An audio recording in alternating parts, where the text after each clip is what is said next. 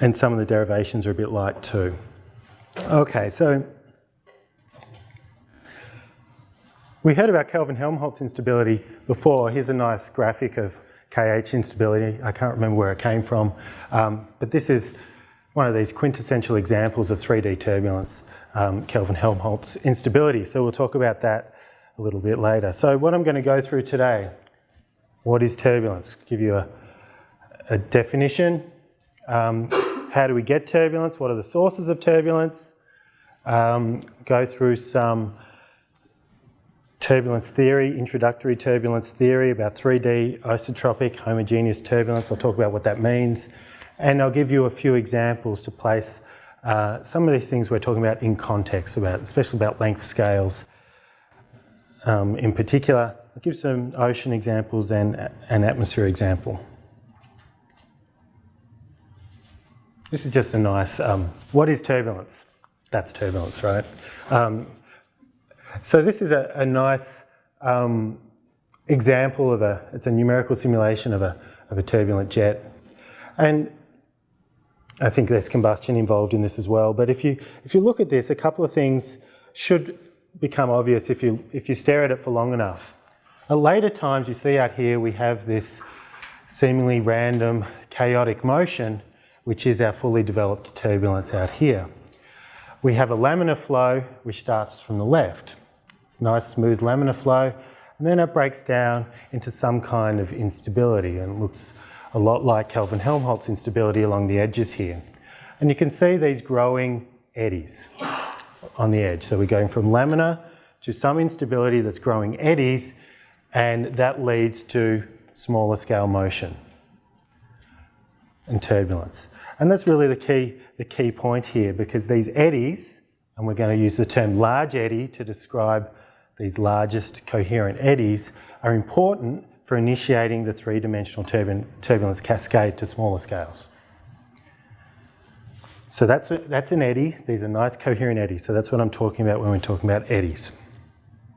And then we've got smaller and smaller scale eddies, and they look less coherent because it's truly multi-scalar and you've got eddies superimposed on top of each other. So, what is turbulence? And there are lots of definitions out there. If you look at, pick up textbooks, you'll have slightly different definitions. There's no perfect definition of turbulence. Common themes in all of these definitions: irregular or seemingly random motion that is multi-scalar, multiple scales of motion, diffusive and dissipative. Well, you know what multi-scalar means. Different scales, big scales and little scales, and we saw that in the previous slide. Diffusive means it mixes, turbulence mixes stuff. Dissipative. If there's no input of energy, if you turn off the input of energy, it will decay eventually. Okay, so there are the three main properties: multiscalar, diffusive and dissipative. I prefer the definition, not laminar. That's a much easier definition. Why laminar? Not turbulent.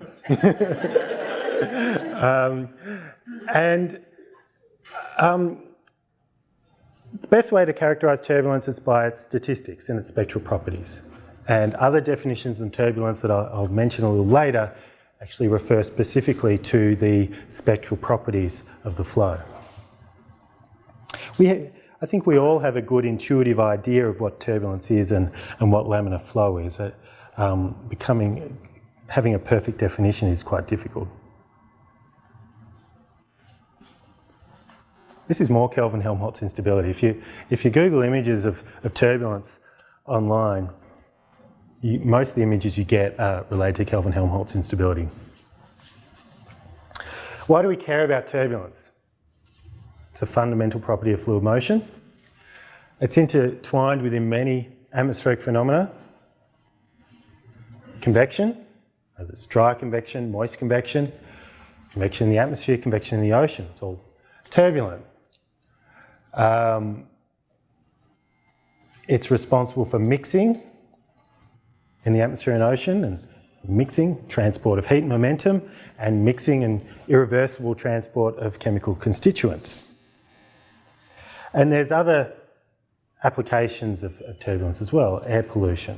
Right? If you look at plumes, turbulent plumes that come from smokestacks, turbulence is important for pollution dispersion, etc. And of course, aviation. Anyone who's been in a plane has experienced some kind of turbulence. What they call turbulence, it's not always truly turbulent motion. It can sometimes be smooth waves that are small scales, but that's a minor point. So why do we care? And if you go through the Reynolds averaging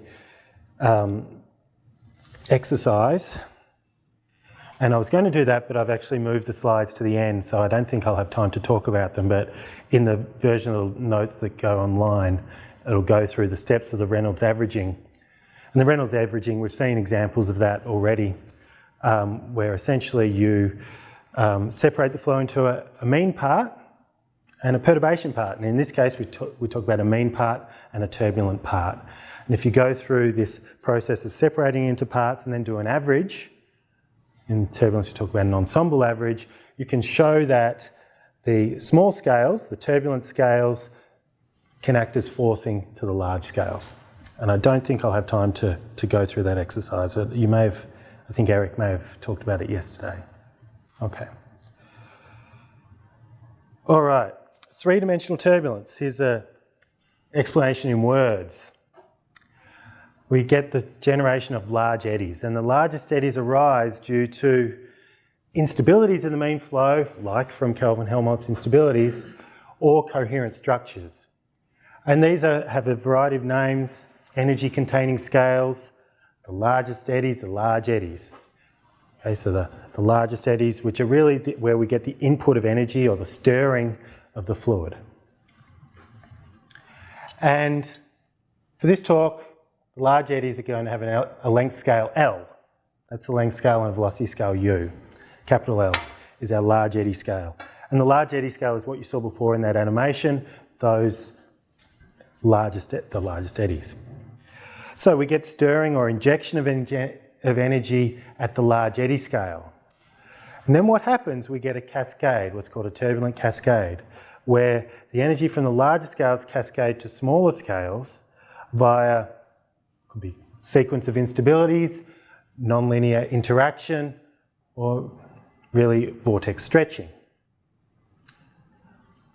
I'll elaborate on that a little bit more. So where we have this cascade of scales, we call that the inertial range.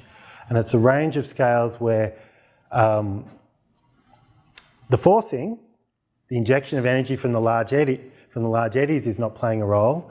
And it's also the scales where the dissipation due to viscosity is not playing a role, so it's dominated by inertial motion. That's our inertial range. And then once we get to small scales, the eddies are dissipated at small scales by viscosity. And we can call this the turbulence microscale or the dissipative scale. And this is not a 1 or an I, it's a lowercase l in this font. So the dissipative scale is lowercase l, large eddy scale is capital L. And this is a sketch that's almost in every turbulence textbook you'll see. Grab this from Vallis. It's essentially, you've got the largest eddy through a sequence of instabilities will generate smaller scale eddies. Those smaller scale eddies will generate smaller scale eddies, and that's your turbulence cascade. Now, in reality, the eddies aren't just sitting by themselves. You can't spot the little ones and the big ones. They're all on top of each other, and it's only through spectral space you can identify these multiple scales of motion, really. Now, there's a little poem that comes back to Richardson, which describes this. Big whirls have little whirls, they feed on their velocity, little whirls have lesser whirls, and so on to viscosity, so it even rhymes. So it's a real poem if it rhymes by my definition. Okay, so that's a very broad, simple, qualitative description. And then if we're really going to be specific about this, it really comes down to vorticity. So this is a a simulation of 3D isotropic homogeneous turbulence, and this is the vorticity, and you can see how complicated it is in a turbulent flow. And so what goes on in 3 dimensions, we've got vortices, think of a vortex tube, and that can be, in 3 dimensions, can be tilted and stretched. And when it's stretched, it can intensify through convergence and go to smaller and smaller scales. And so that's the key thing in 3-dimensional turbulence, is that we have these vortices or vortex tubes that can be stretched. When they stretch, they get smaller scales, but we can get intensification as well. We have all these vortices that are interacting on multiple scales. You can see a big blob of vorticity here and little blobs, so truly multiscalar, and they're all interacting. And the flow field is distorting the vorticity field. Question? So if we're thinking about it as a stretching then of these tubes, what's providing the stretching? What's providing the stretching?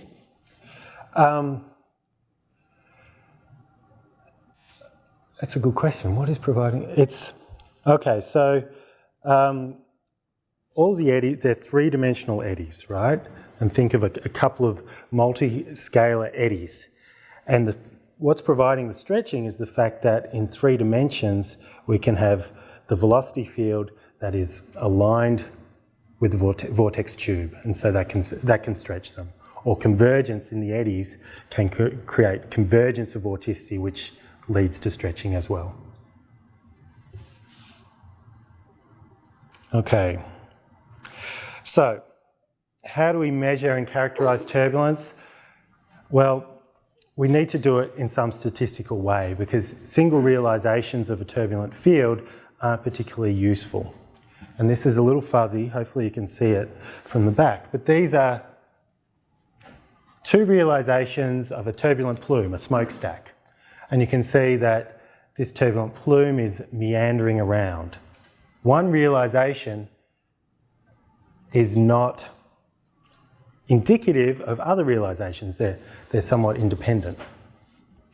And so it's not very useful to look at these individual realisations. We look at it in a statistical sense, where we take an average of those realisations, called an ensemble average.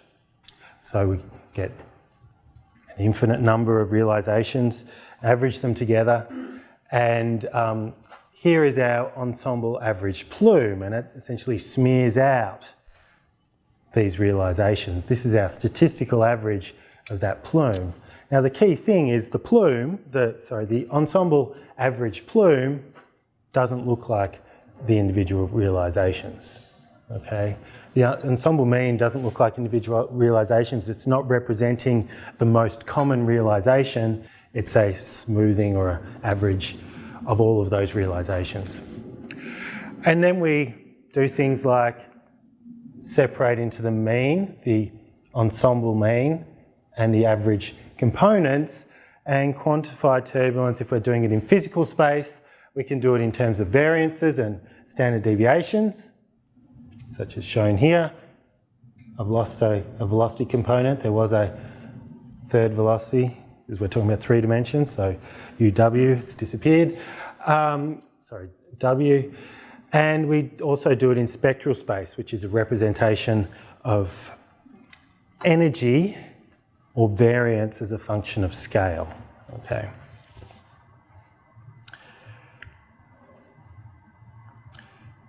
Now, definitions. These are words that we use a lot in turbulence, and for most, if you pick up a textbook on turbulence, probably 3/4 of the textbook will be dedicated to homogeneous, isotropic, stationary turbulence, and that's where a lot of the theory has been developed, and once we go beyond those assumptions, it gets a lot more complicated, and that's what we're going to be talking about today. Okay, so stationary. Stationary means the statistics don't change in time. So if you look at a turbulence field, calculate the statistics, look at it sometime later, it looks the same.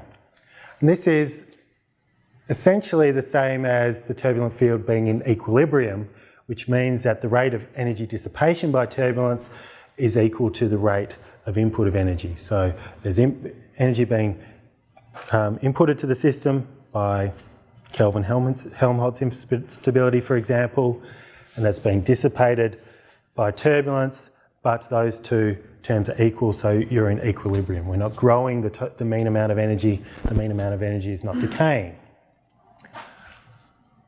Homogeneous.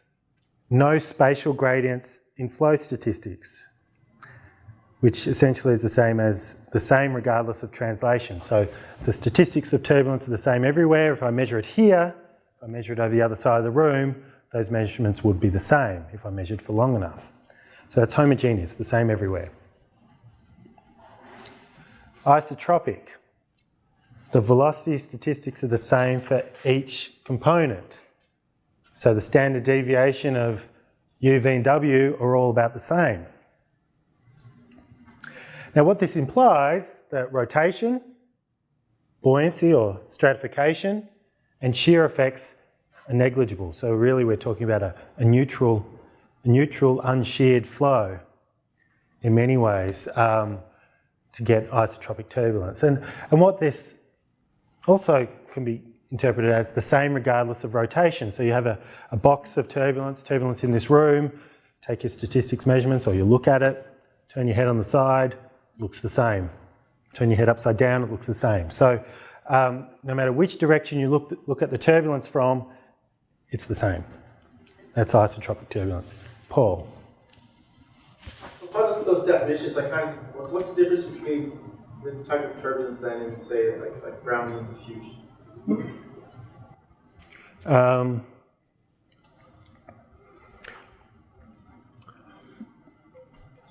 Or am I just thinking about it wrong?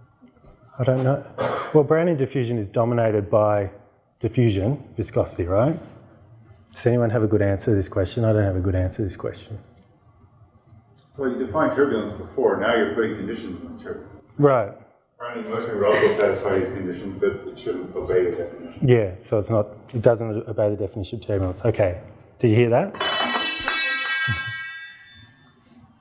Can I hear it again?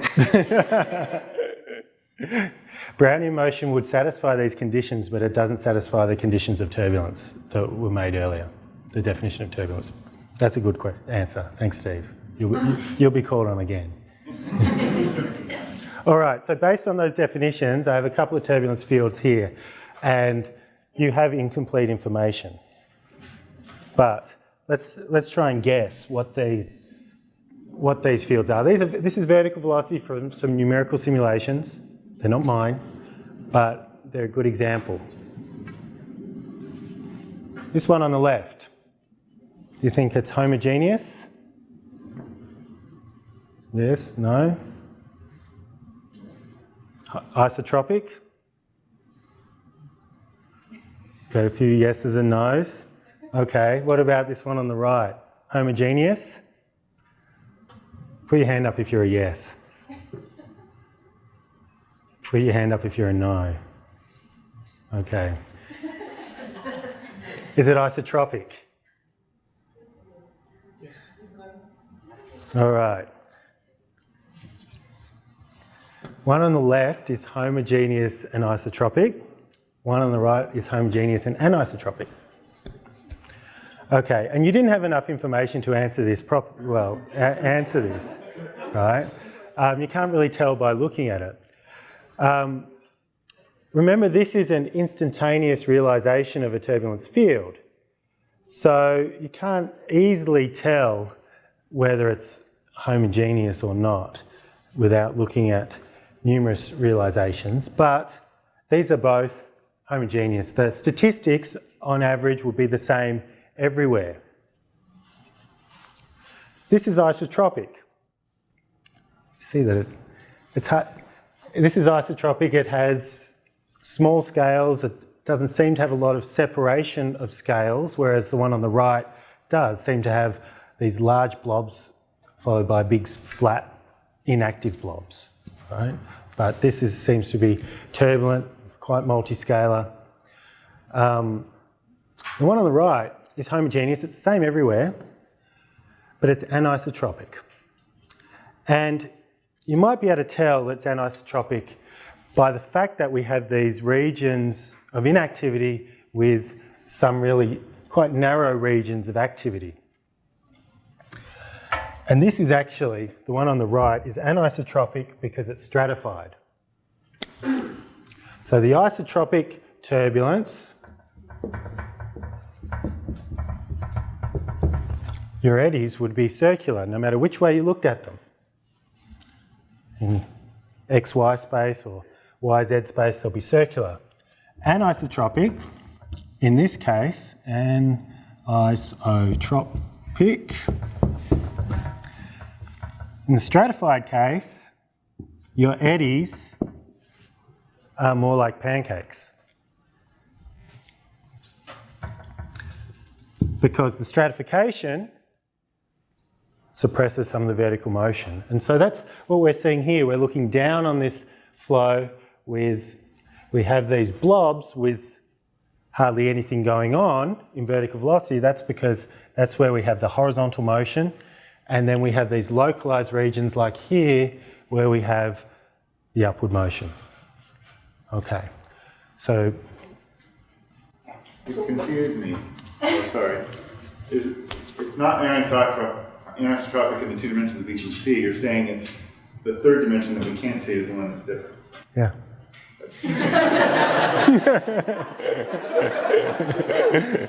Well, no, because you can see the third dimension because what you're looking at is vertical velocity. You're looking at the velocity out of the page.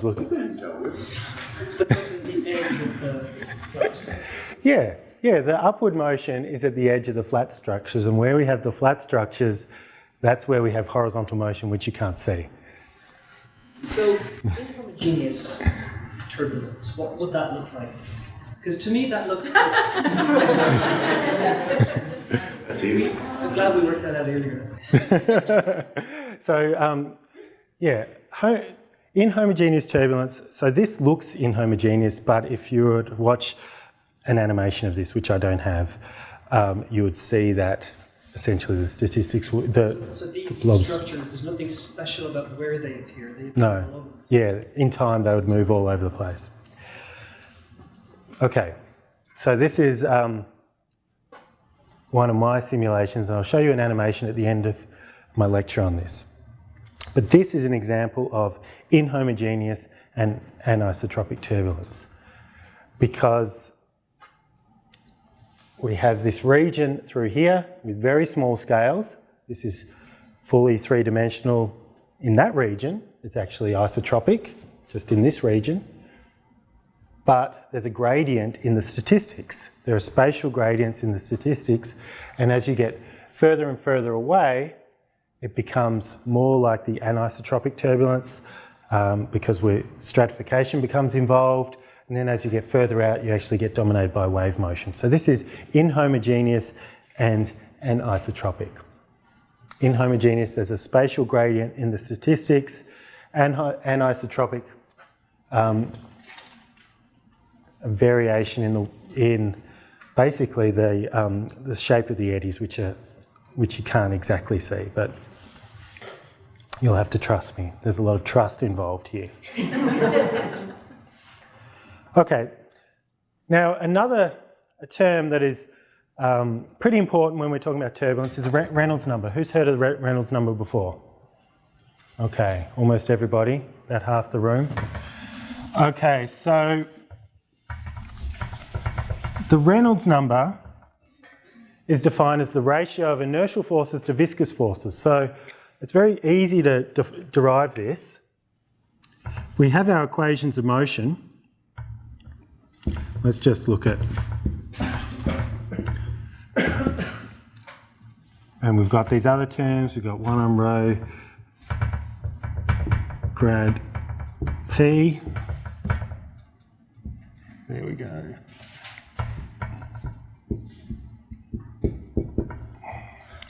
Plus this viscous term, which is del squared U. So this is in the primer. Right? If we just do a scale analysis or we normalise terms in this equation, we look at terms on the left-hand side, which are the inertial terms, and this term on the right-hand side, which is the viscous term. scales of this go as 2u squared on L. Got u over time, and you can easily show basically because u scales like distance over time, that's an L and that's a T, that these two terms are exactly the same. And then we have another term over here. Our density, sorry, our kinematic viscosity, velocity, and L squared, okay, because it's a double derivative. And if we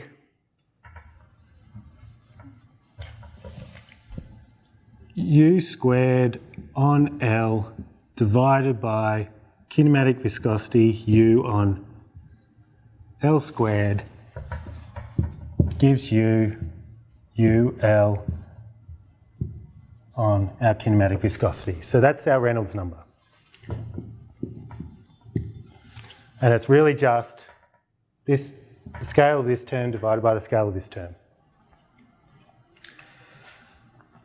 Okay, so it's viscous forces. It has this form where U is the velocity scale of the energy containing eddies, L is the length scale of the energy containing eddies. These are our large eddies, and this is the kinematic viscosity. Now if you look at, there's all this experimental work, and this is a schematic of this experimental work of flow around a cylinder at different Reynolds numbers, where we have low Reynolds number less than 10 here. We have essentially laminar flow. And as we get to higher and higher Reynolds numbers, we go from attached vortices to vortex shedding. And then when we go to very high Reynolds number, let me just not touch this so that little thing goes away, we get a fully turbulent wake as we get flow around this cylinder. And this is Reynolds number greater than 200,000 in this particular example. Now, the viscosity of water, the kinematic viscosity of water and air is very low. And subsequently, the Reynolds number in the ocean and the atmosphere is enormous, much greater than 10 to the power of 7, depending on how you define it, depending on the scales of motion that you're talking about. So in the atmosphere and the ocean, we expect turbulence. Certainly in a neutral flow, without strong stratification, we expect turbulence. Now what's interesting is the Reynolds number goes to infinity as the viscosity goes to 0. So as the viscosity gets smaller and smaller, we'd expect our flow to be characterised by turbulence.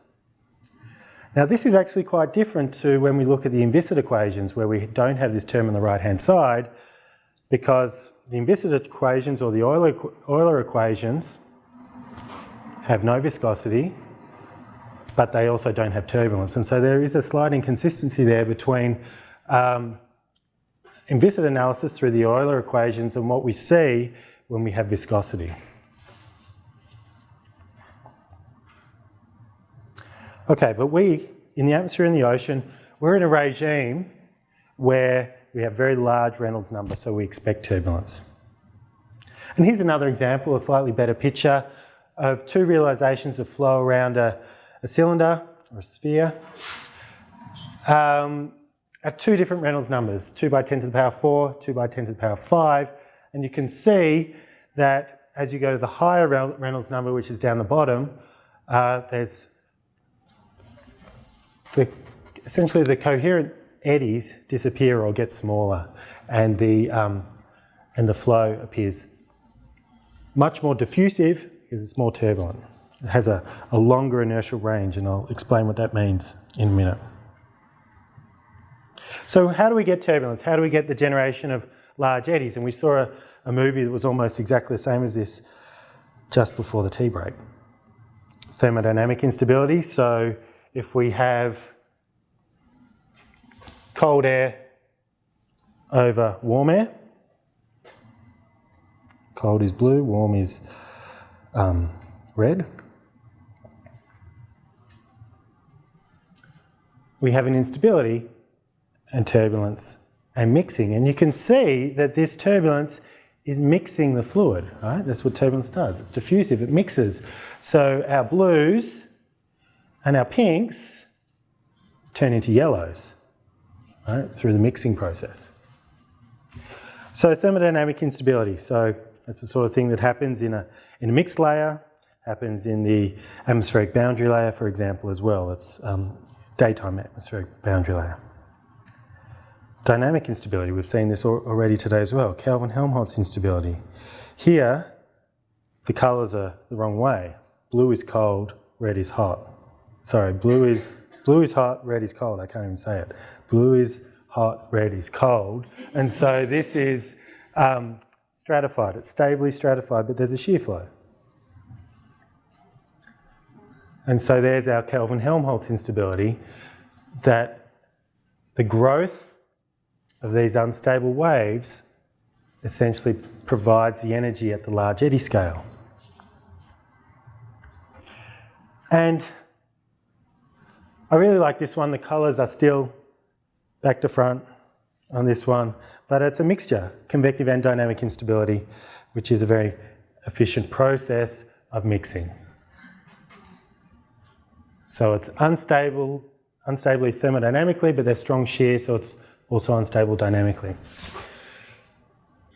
Now you think of processes in the atmosphere and the ocean that can generate such instabilities, and it's not just these classical instabilities sitting on their own. If you think about waves breaking, internal waves breaking, they're special cases of convective instability and dynamic instability. You can get shearing instabilities along the edge of the breaking wave. You get thermodynamic instabilities when you have that wave overturning, for example.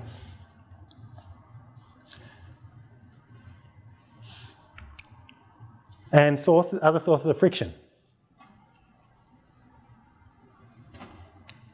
And this is wall turbulence, and so there's thousands of engineers around the world who are focused on this exact problem. Wall turbulence, essentially getting efficient flow through pipes. All right, let's talk to theory. Let's talk about theory. I remember when I first did a course that had turbulence in it when I was an undergraduate, we were told that if someone solves this turbulence problem, they'll win a Nobel Prize. And after thinking about it, I thought that was pretty amazing, and not the reason why I started working on turbulence at all. But and then the more I've thought about it, I thought that that's not true, right? Because there's been a lot of major advances in the understanding and the description of turbulence over the years, and people aren't getting Nobel Prizes out of them. Okay. One of the biggest advances, or one of the most cited advances or influential advances is work by Kolmogorov in 1941. And so I'll talk about Kolmogorov's theory for the next few minutes. Essentially, this theory describes the spectral behaviour of turbulence. And there are a number of assumptions, and these are the assumptions we talked about earlier. Homogeneous, isotropic turbulence in equilibrium, in statistical equilibrium, okay? And so what we have as part of this theory, and this is the general description that we talked about earlier, there's a rate of energy input at the large eddy scales.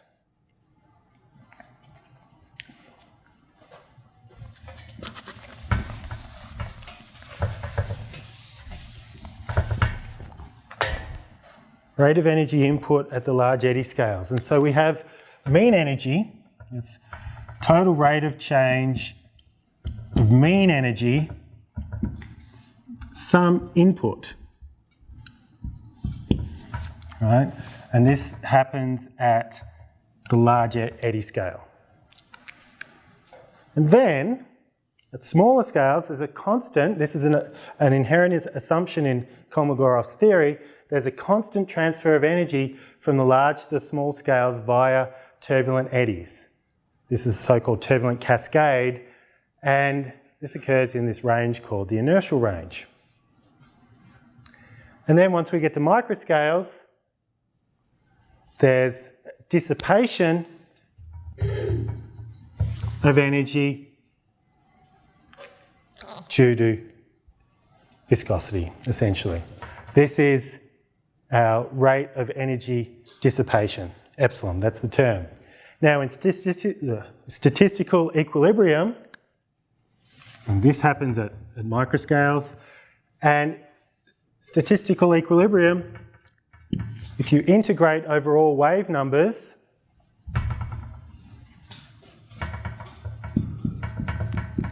that has to equal 0. So there's an equal amount of energy going into the system from the large eddies and an equal amount of energy being taken out of the system through dissipation. And that's key to this theory, okay? And there's this constant transfer of energy from the large to the small scales via this turbulent cascade. So this is a schematic of the spectrum. Now, I assume you've all seen power spectra before, but here we go back to Mount Everest, which is our power spectrum. Here we have EK, which is an energy density. Here we have K, which is wave number. And here it's a three-dimensional wave number. And the wave number is 2 pi divided by the wavelength. So these are small scales. These are large scales.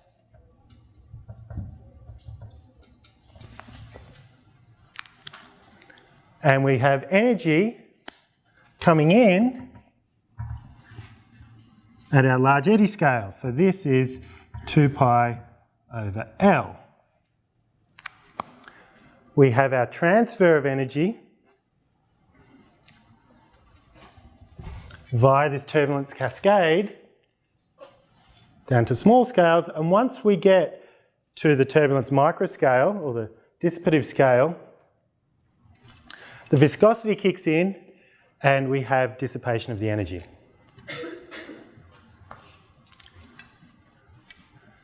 Up here, remember the Reynolds number is large, 10 to the 7, 8, 9, 10.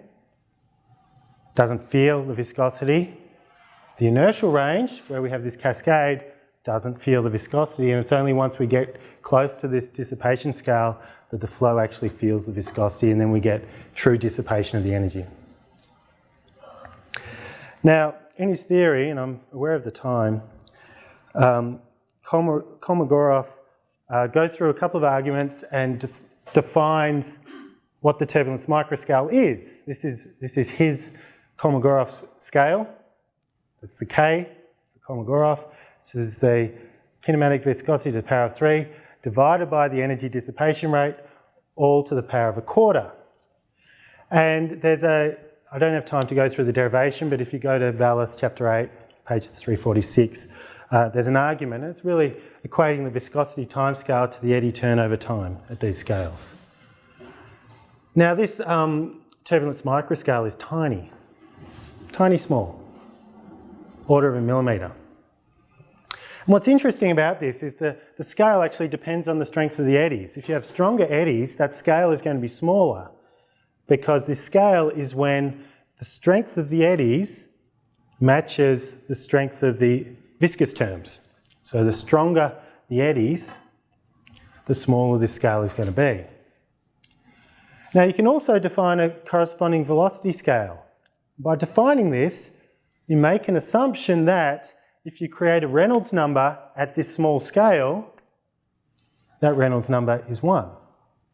So once we get to the dissipative scales, the ratio of the inertial terms to the viscous terms is 1.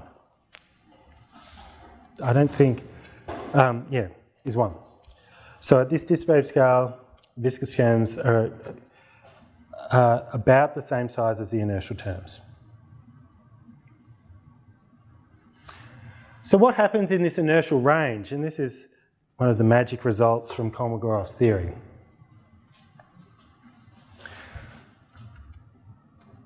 So Kolmogorov hypothesized that in the inertial range, and this inertial range is the region of spectral space dominated by inertial terms not forcing and not viscosity, the energy flux is constant and of the following form. So the energy density is only a function of the energy dissipation rate and the wave number.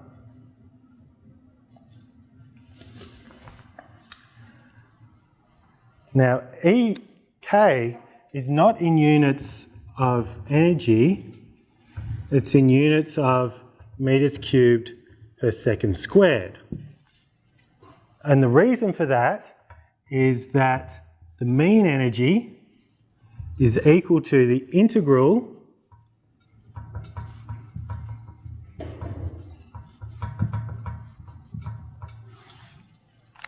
of the energy density over all wave numbers. And so the energy density is essentially the energy over a narrow wave number band, and so that's why it has these units of meters cubed per second squared.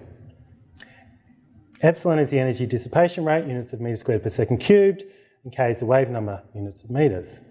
So if you're assuming an expression of this form, the only dimensionally correct relationship is actually this, with a non-dimensional constant out the front. Because on the left-hand side, you have meters cubed per second squared. The wave number doesn't have any seconds in its units, but the energy dissipation rate does. And so that defines what the exponent is on the energy dissipation rate and also defines what the exponent is on the wave number. This is a unique expression.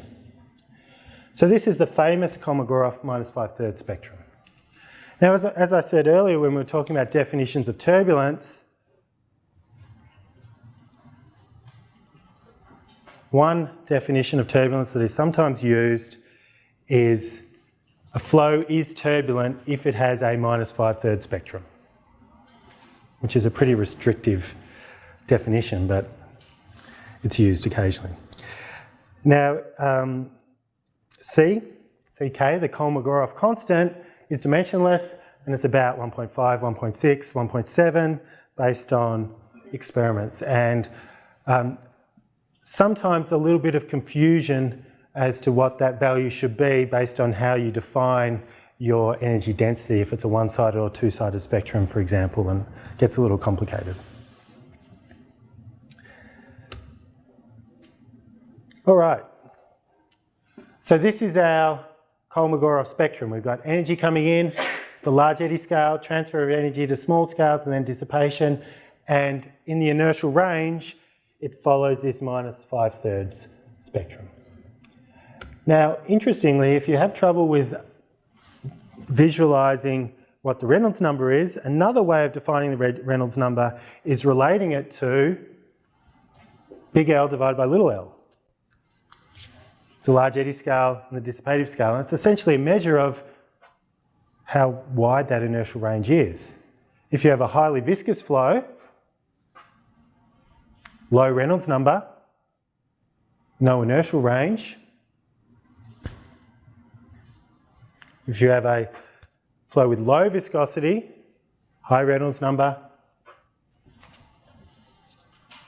long inertial range.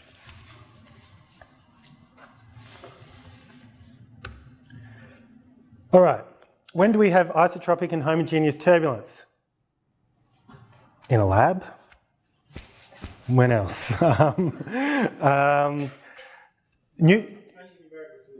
Numerical simulations, don't get in a lab. Atmospheric boundary layer, neutral flows, you could probably find isotropic homogeneous turbulence. Mixed layers in the ocean, you could probably find homogeneous isotropic turbulence. Part of the issue is it's hardly ever stationary because the turbulence mixes out the instabilities. So it's highly transient. If you look at shear instabilities in jet streams, for example, they're very transient. Mix out the instabilities, reduce the shear, no more instability. And what about stratified flows? Most of us deal with stratified flows. Do we have homogeneous isotropic turbulence in stratified flows? We do, but only at very small scales. Because, as I showed earlier with my pancake vortices, stratification can cause the eddies to be pancake-shaped. It suppresses vertical motion. But at small scales, when the eddies don't feel the stratification, the flow can be isotropic.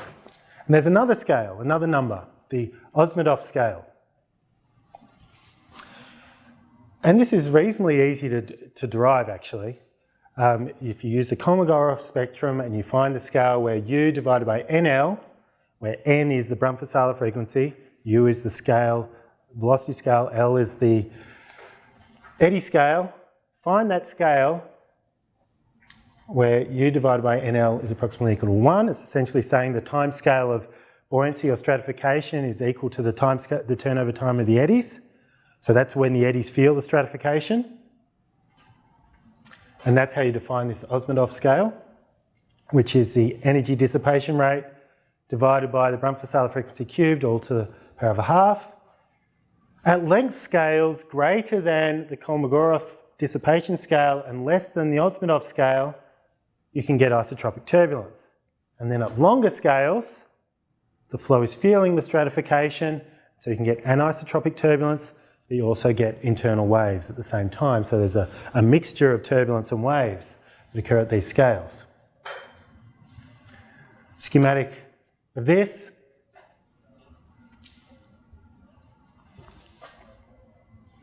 Here's our Osmondov scale through here.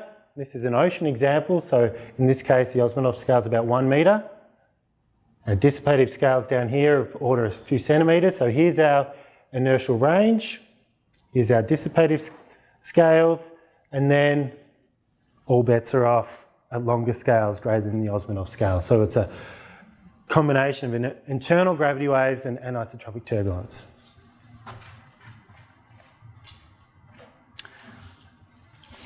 All right, this is essentially a phase space diagram of phenomena in the ocean and where they sit with regards to their energy dissipation rate, their stability, their Kolmogorov scale, and this, in my terminology, would be lowercase l. So this is the dissipative scale, and the Osmondov scale, which is up here, because the Osmondov scale is a function of stability and energy dissipation rate, whereas the Kolmogorov scale is only a function of energy dissipation rate. So pick your favourite phenomena. Through here, the left side of wind mixed layers, we've got an Osmondov scale of about 100 metres, a Kolmogorov scale of a couple of millimetres, and so in principle you get an inertial range between at scales less than 100 metres, horizontal scale.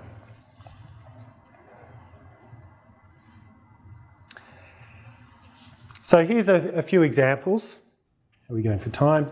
A few examples of processes in the ocean and atmosphere that generate turbulence. Here's flow over an oceanic ridge.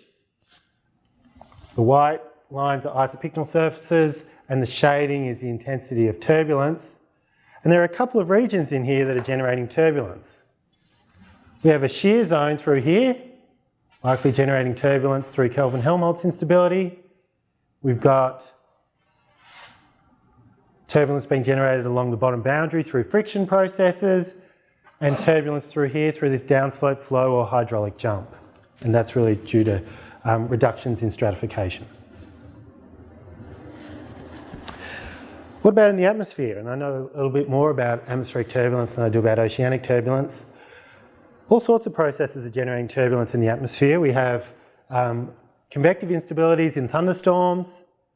We have well-mixed boundary layer, so we have mechanically generated or frictional generation of turbulence near the surface, but also through diurnal mixing and surface heating. We've got mountain-type flows and breaking mountain waves, and shear instabilities in jet streams. So there's a variety of processes. If we look to the atmospheric boundary layer, so for those of you who work in the ocean, the atmospheric boundary layer is characterised by strong surface heating, which creates a well-mixed layer. And that well-mixed layer can be 1 kilometre, 2 kilometres deep on really intense days. It can be over deserts, it can be 5 kilometres deep. So you have this deep, well-mixed layer, neutrally stratified, heated from below. So it's an unstable situation. And as the day progresses, the depth of that layer will grow. And here's an example of the diurnal cycle of what is the turbulence kinetic energy per unit mass here as a function of time of day. And you can see that it peaks in the mid-afternoon after the strongest diurnal heating. And so this is the growth of eddies and the deepening of eddies and more energy going into the system. Now, the atmospheric boundary layer is interesting for many reasons, but there's a few physical controls on the large eddy scale or the length scale. Number one, height above the ground. That determines the size of the eddies near the ground. If I'm here, I know I have a boundary down here, the air can't go through it, so the eddies near the ground can only be small. So many parameterizations near the ground assume the eddy size is equal to the distance from the ground. And then you have the depth of the boundary layer, which provides an upper limit. The boundary layer is capped by a very stable layer, provides an upper limit on the length scale in the vertical. And oftentimes the horizontal length scale matches the depth scale or is only a little bit larger than the depth scale, if there's no shear. All right, my final example is one of my simulations of a three-dimensional cloud. And these are pretty interesting because it's certainly anisotropic, inhomogeneous turbulence. There's a variety of processes going on. We have shear instabilities, we have convective instabilities as well. So this is from what's called a large eddy simulation. You've probably heard that term before. Large eddy simulation, by definition, the minimum resolvable scale of a large eddy simulation has to be somewhere in the inertial range, meaning that you have to resolve the large eddies in some part of the turbulence cascade. So that's what a large eddy simulation is. There are other definitions.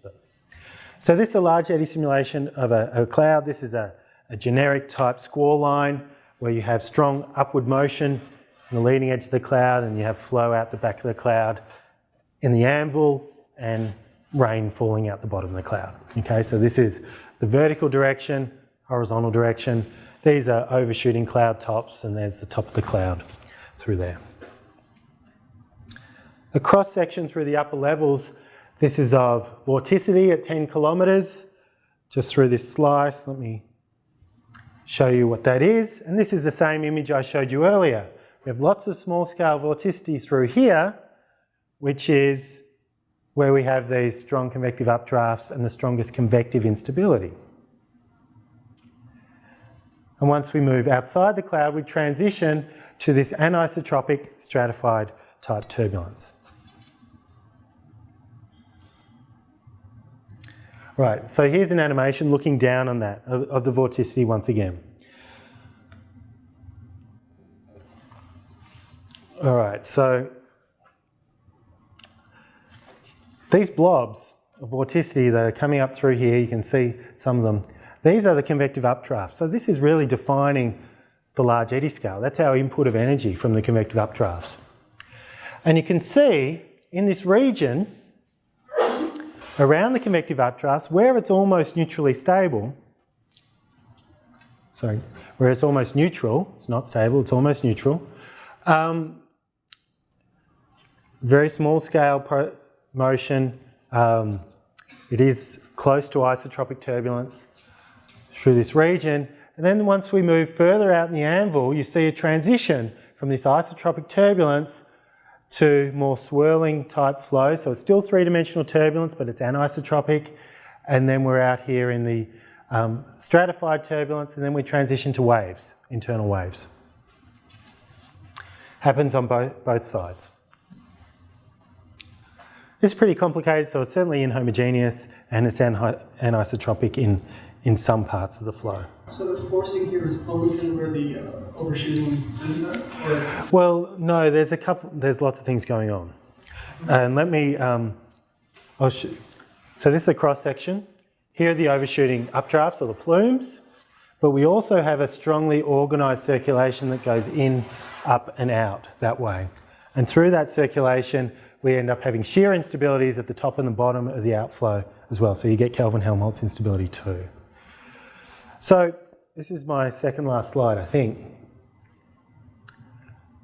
So what we did in this study, we calculated the turbulence intensity. And so this is the maximum energy dissipation rate. And here I'm showing it to the 1/3 power. But let's use examples of this to work out what some of these scales that I've talked about, the Osmondov scale and the Kolmogorov scale. So I've chosen 0.25, which is our background value, right? Our dark blue, between the dark blue and the light blue. It's the first line. 0.75, which is in the middle of the light blue, so there's lots of these regions of in the middle of the light blue. 0.35, which is yellow in parts of the cloud, and 0.7, which is the strongest, which is in the convective core.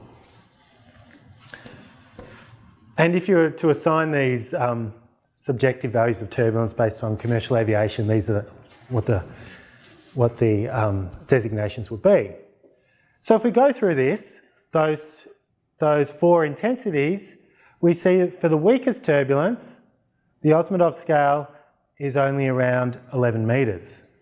Very small scales. So it scales larger than 11 metres. Out here, we have stratified turbulence or waves. The flow feels the stratification. This simulation actually can't resolve 11 metres. What's the resolution? The resolution was 75 metres, so we're not resolving that. Even we're not resolving the three-dimensional isotropic turbulence for the 0.075 either, which is the light blue, because the Osmondov scale is 60 metres. But we're still resolving the anisotropic turbulence that feels the stratification. And then if we go to the most intense regions, the Osmondov scale is long, 1.66 kilometres. Where we have the most intense turbulence, it's not feeling the stratification. Now it turns out I've just assumed a single value of the Brunt-Vasala frequency here. Where we have the most intense turbulence, it's actually well mixed anyway, and so it's not truly stratified flow, stratified turbulence. But you can see the challenges we have in trying to simulate or observe isotropic turbulence in real geophysical flows when the scales are extremely small. Then if we look to the Kolmogorov scale where we have the dissipation, you can see that it's of orders millimetres. Small, it's really small. Okay, I'm out of time. Summarise. So what we've gone through, a simple definition of turbulence, discussion of the Reynolds number, examples of how we get this input of energy at the large eddy scales, briefly described Kolmogorov theory and giving you some examples. So thank you, and hopefully you feel that we got to the base camp. I think we got to the base camp, but there's still many more hours of lectures to get to the top. So, all right, thanks everyone.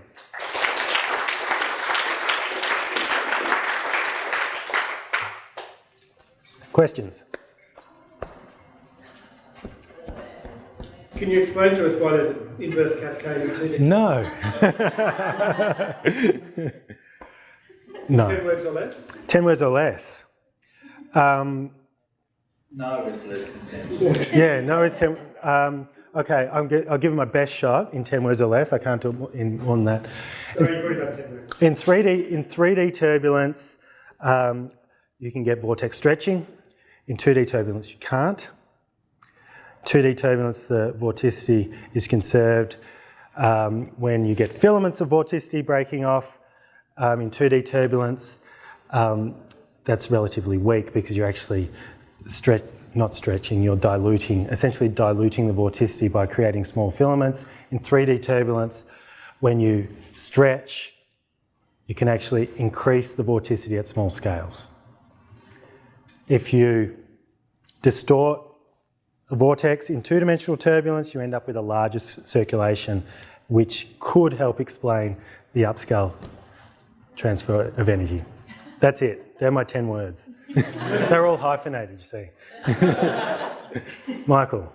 Can you go back to your video of the cloud where you've got this mixture of waves and turbulence, and so I'm interested in this boundary between the turbulent region and the wavy region. Yeah. The impression you get is that the waves are propagating at the same speed at which the anvil is expanding, the turbulent region expanding. Yeah. So the waves, so a flame speed wave looks like it's the same speed as the wind there, the expansion of that turbulent region. Is that true? Are the waves propagating at the same speed? In other words, the C equal to... C equals to U. I think they're moving probably slightly faster than you. Very, very slightly faster. Yeah.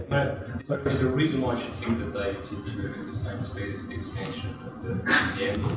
No. Unless... No. Unless they're actually truly propagating, and as they're propagating, they're braking and actually generating this turbulence, and so it's not actually advective, it's actually propagating and you're getting some turbulence behind those waves. That's possible. Because the expansion of the anvil actually should be closer to the cloud edge. This black line is the cloud edge, and so you are going to get some reduction.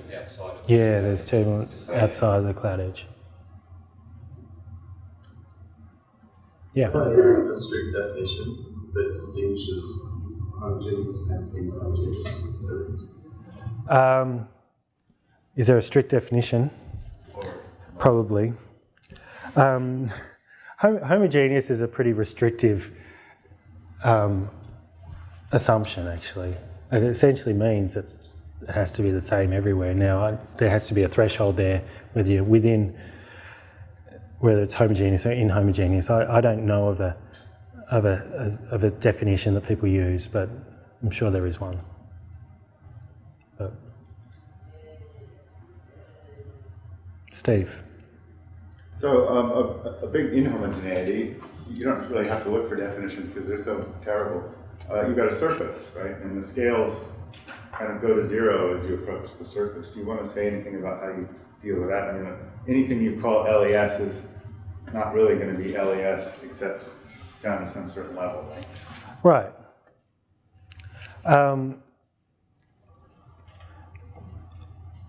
Yeah, that's right. So once you get near the surface, the scales get smaller and smaller and smaller, so you're never going to resolve those. And so what you have to do near the surface is parameterize turbulence. And so you're parameterizing the friction near the surface, essentially. You can have an LES with no boundaries. That makes it easier.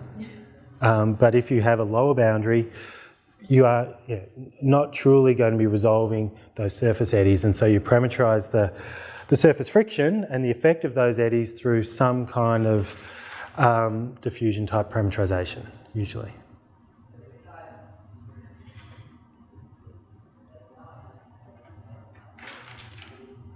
No more? I think it's lunchtime, right? All right.